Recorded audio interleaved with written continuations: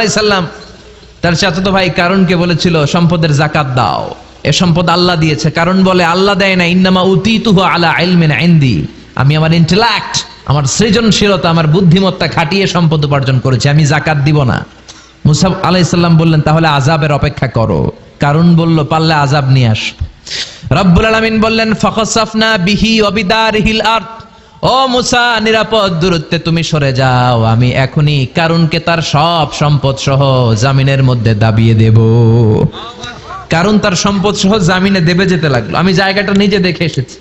মিশরের রাজধানী কায়রো থেকে 120 কিলো দূরে ফাইউম নামে একটা জেলা আছে, ওই জেলায় বহাইরা কারুন, কারুনের সব সম্পত্তি আল্লাহ জামিনে দাবিয়ে দিয়েছে। হাঁটু পর্যন্ত দেবে যায়, সে ভেবেছে আমি বেঁচে যাব, কোমর পর্যন্ত দেবে গিয়েছে বেঁচে যাব, গলা পর্যন্ত যখন দেবে গিয়েছে আর বাঁচার সুযোগ নাই। কারণ কয় মুসা সব সম্পত্তি তোরে আর তোর আল্লাহরে দিয়ে দিলাম, আমার